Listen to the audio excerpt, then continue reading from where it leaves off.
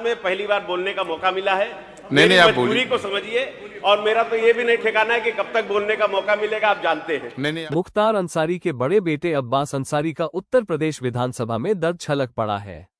दरअसल सदन में सुहेलदेव भारतीय समाज पार्टी के विधायक और मुख्तार अंसारी के बेटे अब्बास अंसारी की बारी आए तो उन्होंने भी सदन में अपनी बात रखी।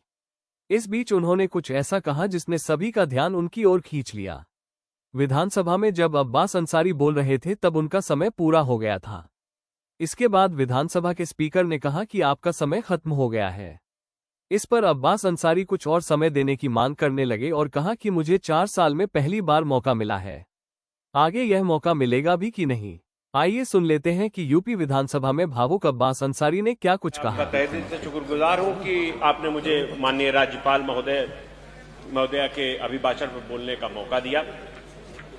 माननीय अधिष्ठाता महोदय, मैं जिस विधानसभा क्षेत्र मऊ से चुनकर आता हूं, ये एक बुनकर बहुल और किसान बहुल क्षेत्र है, और यहाँ पे मैं अपने सभी साथी विधायकों को मैंने सुना जिन्होंने बताया कि हमारी सरकार ने ये कर दिया, वो कर दिया, बहुत सारी बातें, मगर उसमें मैं अपनी बातों को भी रखना चाहता हूं, क्योंकि हमारा मऊ एक ऐसा क्षेत्र है जहां आज भी एक छोटा जनपद होने के कारण पूर्वांचल का एक हिस्सा है, और पूर्वांचल में मऊ एक छोटा जनपद है जहां का सदर हॉस्पिटल, मऊ सदर हॉस्पिटल जो है वो मात्र 70 बेड का हॉस्पिटल है, जहां प्रतिदिन पिछले 6 महीने का अगर आंकड़ा उठाकर देखा जाए तो 200 से ज्यादा पेशेंट वहां पर हमेशा रहते हैं। माननीय चेयर से मैं अनुरोध करूंगा कि आपके माध्यम से मेरी ये रिक्वेस्ट हो कि मेरा मऊ सदर जो सीट है उससे दो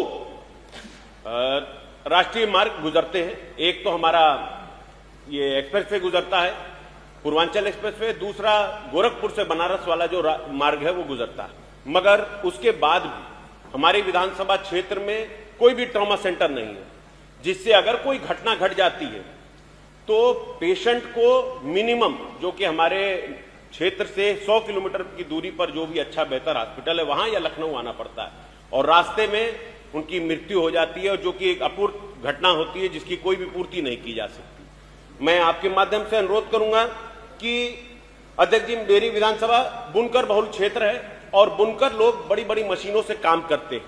अक्सर ऐसी घटना और दुर्घटना घट जाती है जिससे घायल होने वाले व्यक्ति को इंस्टेंट ब्लड लॉस होता है, और जिस कारण स्वास्थ्य सेवा बेहतर ना होने के कारण, मिनिमम जो स्वास्थ्य सेवा भी होनी चाहिए वो भी ना मिलने के कारण वहां पर ये दिक्कत सामने आती है और लोगों की जान जाती है।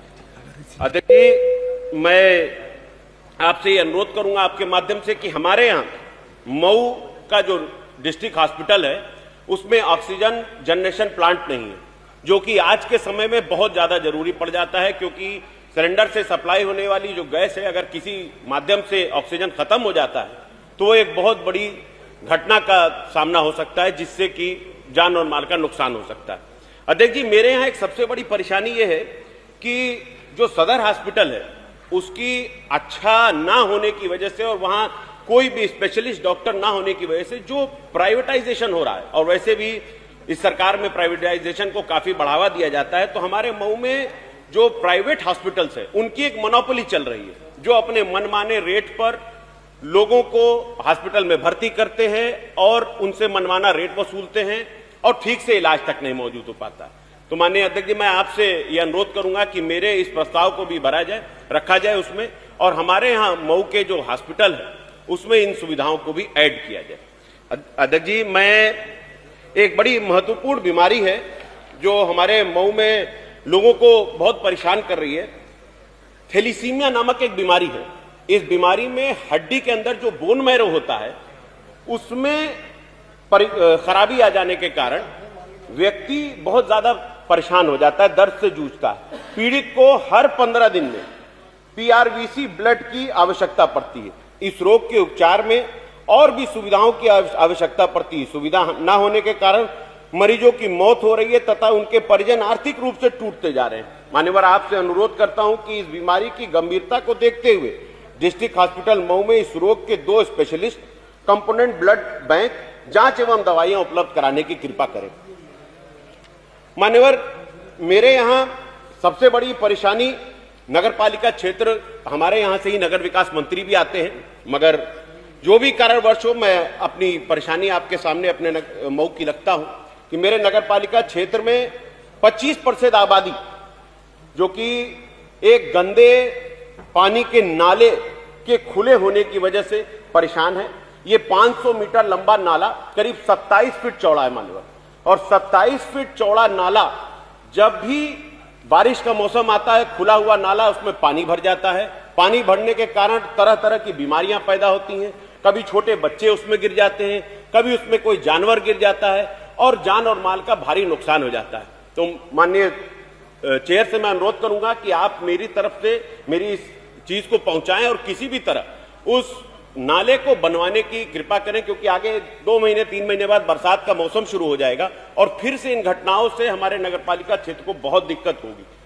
माननीय, मेरी विधानसभा क्षेत्र से होकर गुजरने वाले वाराणसी गोरखपुर हाईवे में, जिस पर district hospital, collectorate, police line, SP office, tehsil, Vikas Bhavan, RTO office तथा कई स्कूल, कॉलेज और प्राइवेट हॉस्पिटल हैं, वो रास्ता बिल्कुल क्षतिग्रस्त हो चुका है, मगर उस पर कोई काम नहीं हो रहा है। मैं आपसे अनुरोध करूंगा कि उस रास्ते को काम करने के साथ साथ, उसको बेहतर बनाने के साथ साथ उसको 4 लेन में करने की कृपा किया जाए, ताकि ट्रैफिक जाम से और जो परेशानी हो रही है उससे भी लोगों को आराम मिल सके।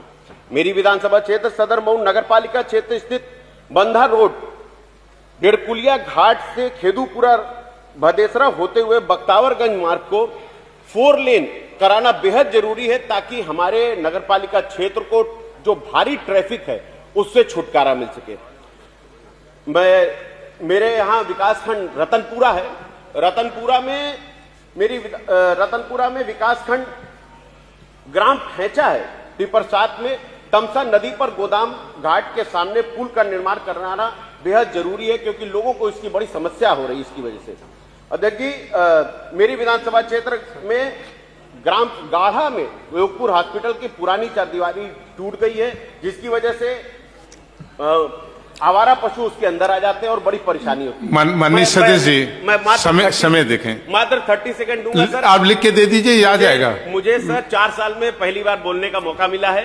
नहीं, आप मजबूरी को समझिए, और मेरा तो ये भी नहीं ठिकाना है कि कब तक बोलने का मौका मिलेगा, आप जानते हैं। नहीं, आप बोलेंगे। तो इसलिए मुझे मेरी बातों को सुन लीजिए साहब। मेरे यहाँ सबसे बड़ी दिक्कत एक है कि किसी भी, चाहे वो शहर का इलाका हो या देहात का इलाका हो, किसी भी हॉस्पिटल में डॉक्टर्स की कमी है और स्पेशलिस्ट तो है ही नहीं।